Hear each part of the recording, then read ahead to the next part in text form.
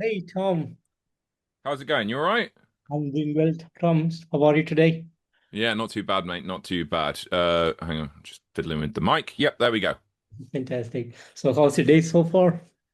Yeah, good. I'm just keeping one eye on the cricket and enjoying the nice sunny day. Fantastic, fantastic. So, Tom, recently you started featuring on an amazing Netflix series, All the Sharks. So, would you like to tell me a bit on the work behind it? Yeah, so All the Sharks, which is currently out now streaming on Netflix, is a completely unique show. Nothing has ever been done like this before. It's a fantastic mix of natural history, like race against the world, even it's even got like shades of I don't know, like Great British Bake Off, almost, in the fact that we've got these teams and their task is to go out into the ocean, go out and into all these dive sites and try and catch on camera as many sharks as they possibly can.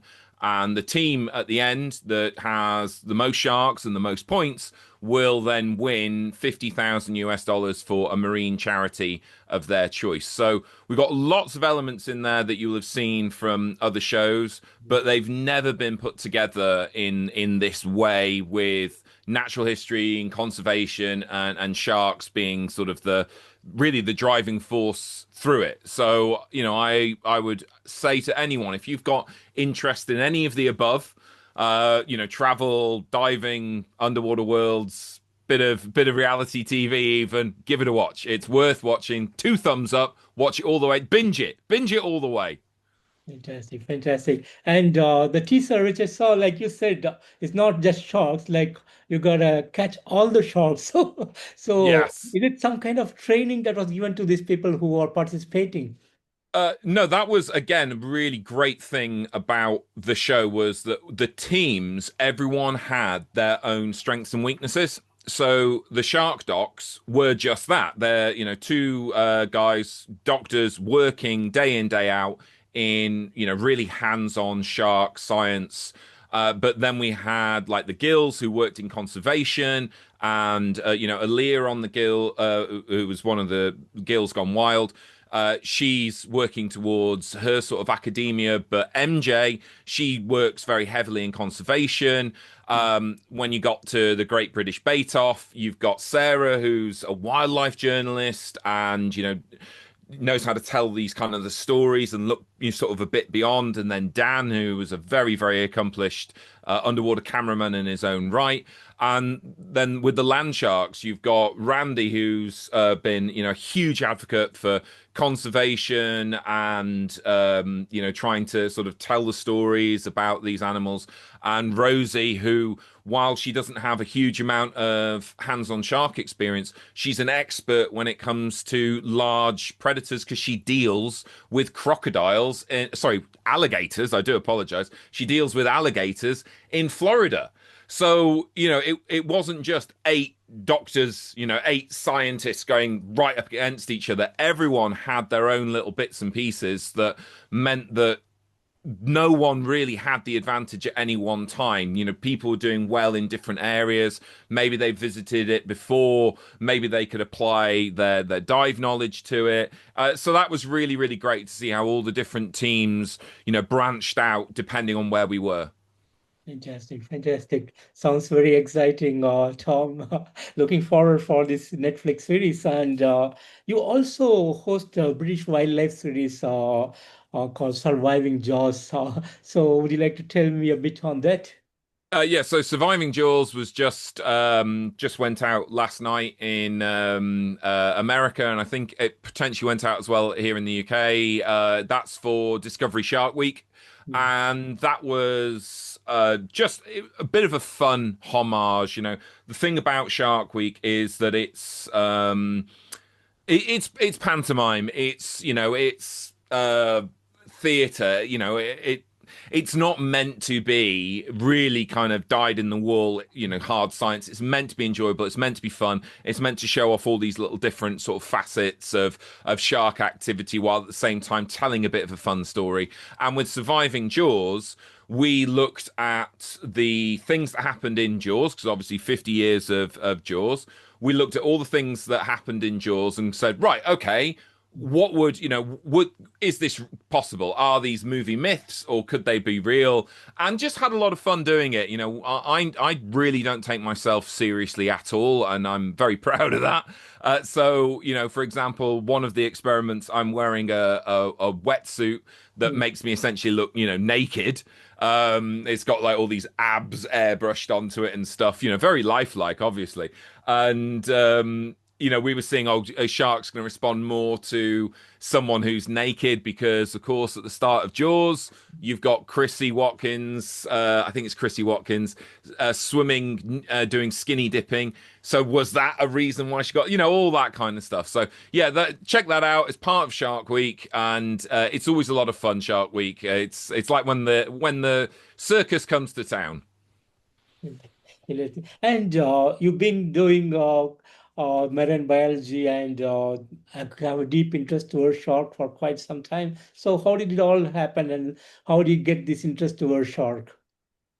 I grew up in a very animal heavy sort of family. Like my old man's a vet, and my mum as well worked with him, hand in hand, running a veterinary surgery. So animals have always been just there throughout my whole life, and certainly growing up, I thought, I'll become a vet too. But my origin story, as I've told before, is that I was tricked into watching Jaws. It terrified me. I was so scared.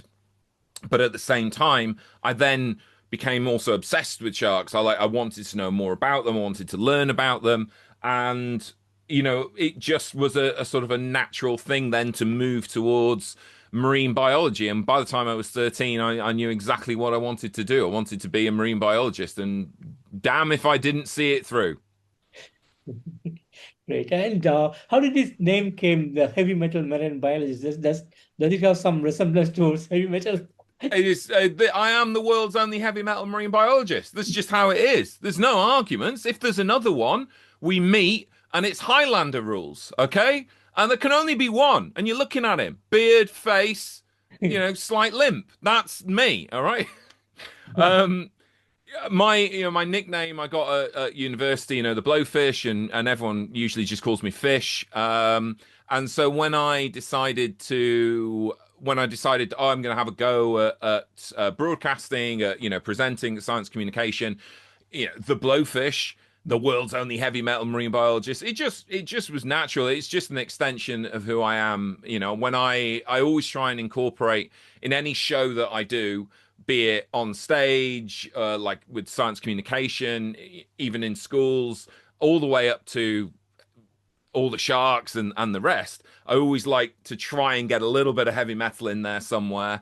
And yeah, it just is. I am the world's only heavy metal marine biologist. Just deal with it. That's just deal with it, man. That's how it is. Amazing, amazing, man, amazing. And you're also the ambassador for Marine Conservation Society. So, what are the kind of things that you promote and do on behalf of them? Well, the Marine Conservation Society is the largest marine-based charity for Europe, and it's based here in the UK. But obviously, whenever you're talking about marine wildlife, there's always a global mind to it as well.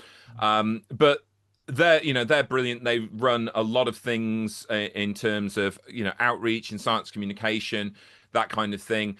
For me, as an ambassador for the Marine Conservation Society, I will support when we have any kind of drives, if there's any initiatives, that kind of thing. And then there's ongoing stuff that they're always doing. They look at their Great British Beach Cleans, where they try and get loads of people down onto the beach to clean up the beaches, and not just for the obvious benefit of cleaning the beaches, but also everything that's collected, they will sift through, they'll have a look and see, what's there. And that gives us an idea of what kind of pollution we're seeing.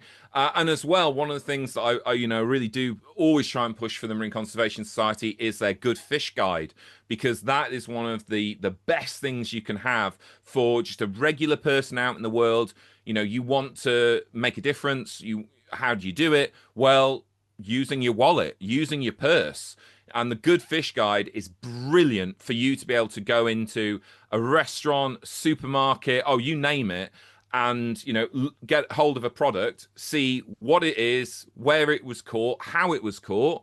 You can check it on the Good Fish Guide, and very simple, real straight away, it'll give you green, amber, or red, traffic light system, and right, that's a good fish to eat, or that's not a good fish to eat.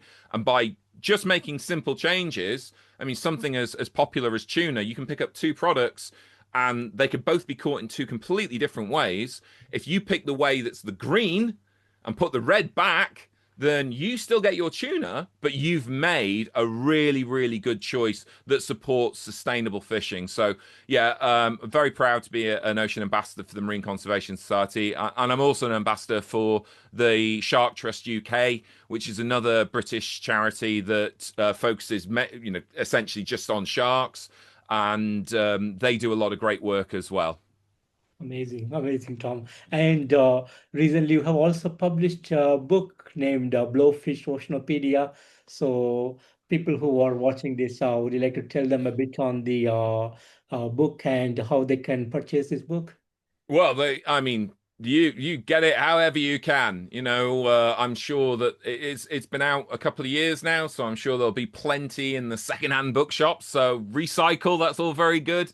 People that have read it and tossed it away already. But yes, it's Blowfish's Oceanopedia, 291 extraordinary things you didn't know about the sea. It was going to be 300. But you know what? 291 just had a ring to it. Just had a ring to it. So we thought we'd make it 291. That's a good number. It's just full of little facts, really amazing facts about the oceans. Everything from how tides work to deep sea fishes to our impacts. And I call it, even though it's my own book and I wrote it, I call it a toilet book because it's the perfect book for when you're on the loo. You've got 10, 15 minutes. You can have a quick read, do a couple of bits, close it up. And next time you do your business, you can get back into some fishy business. So if you do want to buy a copy, check out your local bookstores, check out secondhand book sites online. And of course, you can find it on any good retailer. It's online at Amazon and the usual places. Fantastic, fantastic. Tom. And being someone who is very close to the ocean and doing a lot of research and doing a lot of support for the oceanography, so do you also plan for people who are interested into marine biology and oceanography for a touring kind of thing where you take people to the ocean and you teach them things that they'd want to learn?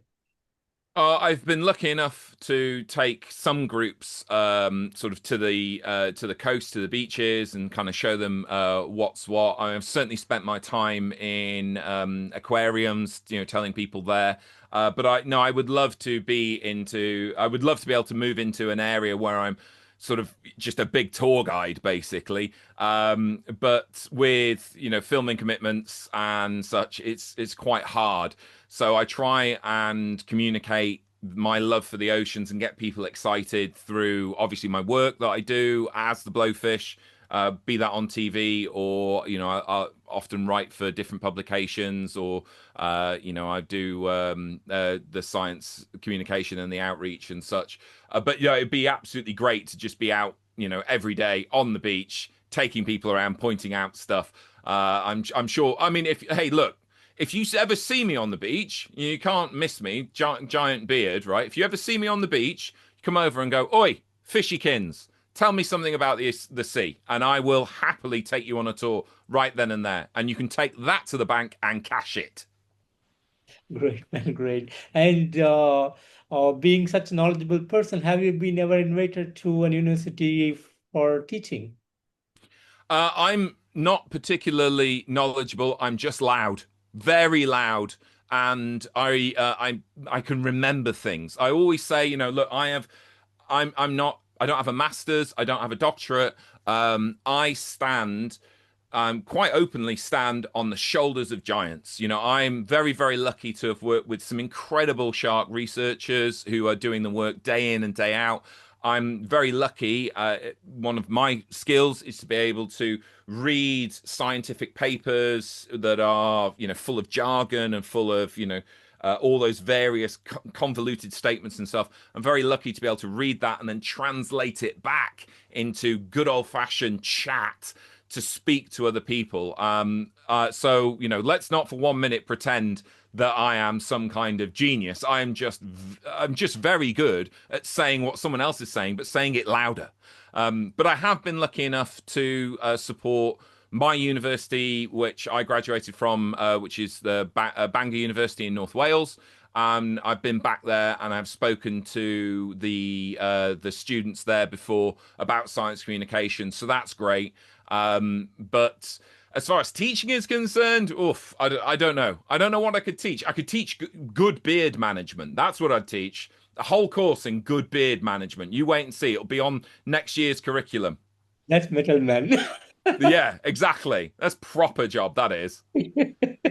Fantastic, fantastic. And have you ever been reached being a marine guy, being an ocean guy? Have they ever been reached to you for making a movie or something like that? I think you being Aquaman would be a perfect thing for. I would absolutely, yeah. I mean, I think that as of yet, no, that particular telephone hasn't rung. But I'm ready. I can act. I'm not very well, but I definitely can act. As can be seen with some of the terrible bits of acting I did recently on Surviving Jaws. But you know what? Aside from doing a movie, what I would love to do more than anything, I'm a huge wrestling fan, massive, massive pro wrestling fan. So I would love to be able to do a bit of wrestling because obviously I've done the don't try this at home wrestling, when you're doing it with your mates, which you shouldn't do, but you still do. So I've done plenty of that, but I would love to be able to get on something like AEW, which is the brand that I personally favor. Get in there, come in as the world's only heavy metal marine biologist, throw a couple of clotheslines, power bomb someone, that kind of thing, all in the name of sharks. I think I'll wait for the phone call. Tony Khan will be ringing any day. You wait and Absolutely. see. Absolutely. I'm gonna call you soon after that. Yeah. Amazing, man, amazing. And post all the shocks, what would be the next plan for you? Oh, well, obviously we would love to go out again and do another season of All the Sharks. The feedback we've had from the community in terms of divers and just not just divers, everyone that goes into the ocean and shark fans and such has been brilliant. We've already had loads of people contacting, I've had people contacting me and the production company saying we'd love to be in series 2 and stuff. So that would be great. Obviously there's sort of cogs and wheels that need to turn before then, but it'd be fantastic if we could go out and do it again. But yeah, I don't know really. It's just we've been working so hard on all the sharks, and have just say come off the back of Shark Week. I'm working on a project with a friend of mine to like basically try and get out and go and dive on some really unique dive sites that are probably not really known and aren't really favored. And I'm in various talks with fingers in pies, that's where we are. What kind of pies, we don't know. Are they meat and potato, are they cherry, we don't know, but fingers in pies. Great, great, great. And finally, do you have a message for the viewers? um Eat your vegetables.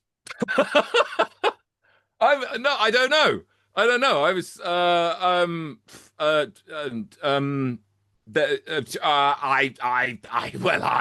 well you've completely stumped me. You've absolutely stumped me. A message for the viewers.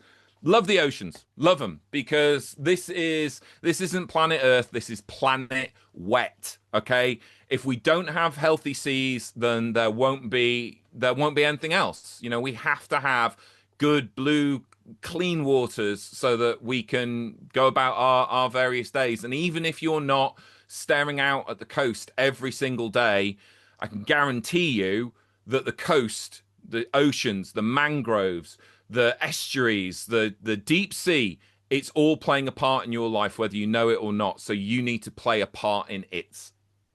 Yes, awesome. Thank you. Thank you so much, Tom. And Tom, I Yeah, want to thank you so much for this wonderful chat with you today, and real pleasure to have you. no And worries. I thought we'd talk metal at some point. We haven't talked any metal, but that's cool. Going to talk about like static X and orbit culture and stuff, but that's fine. oh, like if you really are interested in metal, we can talk, Tom. Like, do you play music, heavy metal music around, or do you? Yeah, I do. I do. I'm a bassist, and like I would say, 80% of all bassists are completely inept. There's that 20% of bassists that just they are real musicians, and then there's the rest of us that have fingers that are too fat for guitar. So yeah, I play bass. I've sadly not been in a band for a long time. I've been looking to try and find a band to play in. I'd love to get back to playing live music, but yeah. So yeah, anything as well that's sort of bass heavy, I will always like listening to. So, needless to say, Tool is a big, a big band for me. I love Tool, really, really do love them. But yeah, sort of my other top favorite band is, as I say, Static X. I don't know what it is about Evil Disco, but I cannot get enough of Evil Disco. That's good stuff. And yeah, my sort of new band on the scene would be Orbit Culture, which I saw in Bristol last year. Was it last year? Yes, it was last year in a tiny little pub in Bristol, and it was awesome. It was just the sound was just coming off the walls. So, but yeah, otherwise, I spend my I always try and practice at least once a day, and I've got a couple of pretty sweet guitars. But yeah, I always try and practice once a day, and I'd love it though if I could get back into actual nothing major. I'm not trying to get on download, but playing a couple of rum gigs around Bristol would be a lot of fun. Yeah, awesome. And in the past, have you released any music? Oh my God. Only when we were at university and the band I was in at university, we actually went to the effort of recording a CD. I don't know even if it exists in the world anymore. I think if anyone's got it, it would have been our lead guitarist, Marco, who, I mean, I think he's still making music. I can't remember though. He was Italian. He wasn't, sorry, he's not was Italian. He is Italian. He hasn't suddenly changed where he was born. No, he is Italian. And I can't remember if he's moved back to Italy or if he's still in Cornwall. But yeah, we did well. We won when I was at university. We won Battle of the Bands in North Wales. So like, well, in Bangor, So out of four bands, we came number one. You can't fault that. Are you from Wales, if I'm not wrong?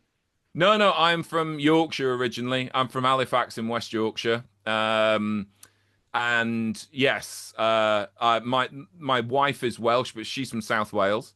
But spent a huge amount of time in North Wales. I learned to dive. I started learning to dive in Yorkshire, but not a great coastline in West Yorkshire because there isn't a coastline in West Yorkshire. So I was mainly diving in quarries, which I had the visibility of coffee.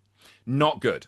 So yeah, I can't remember how old I'd be now, about 16, 17. Family moved over to the Wirral, and then just there was a period of time I was just diving twice a week, just off North Wales. I was magic. I got so much diving in, and it's that because I've been diving now since I was 13, and it's been that level of diving for so long that's allowed me, I think, to go all over the world and dive in all these different conditions and have that experience for it. Because if you learn to dive somewhere hot and, nice and clear water and all that kind of stuff, yeah, great. But you're really only trained to dive in that. If you learn to dive in the UK, you can dive anywhere. Amazing. Amazing. That would be a point for a lot of people, I would say. Yeah. Yeah. If you want to learn to dive in the UK, you will be able to dive anywhere. And it'll always be good. You will, if you used to UK conditions, any other conditions are like, "Oh, this is amazing." So you'll always be happy. You'll never be disappointed. Awesome, man, awesome. And if someone reaches out to you to be a bassist, are you ready to join the band? 100%. As long as they're in, the Bristol area, um, and they have no illusions about how terrible that I am, then yes, definitely. And I can lug gear. I'm a big kid, so I can move a lot of gear. So yeah, if someone wants to reach out, want to play some tunes, I'm your fish. Fantastic. I'll keep you in my mind, Tom. If someone reaches out to me, I'm gonna let them contact you. Oh, good man, good man. Thank you very much, sir. You're welcome, Tom. And once again, thank you so much for your wonderful time today. A great, entertaining chat with you today, and really had fun, mate. So thanks for all the awesomeness, and thanks for your contribution to the society, the marine society in particular. So keep doing Oh, the awesomeness, and wishing you all the best, man. Take care. cheers, buddy. Thank you very much. Have a good day. Bye bye. Take care, dude. Cheers, mate. Bye.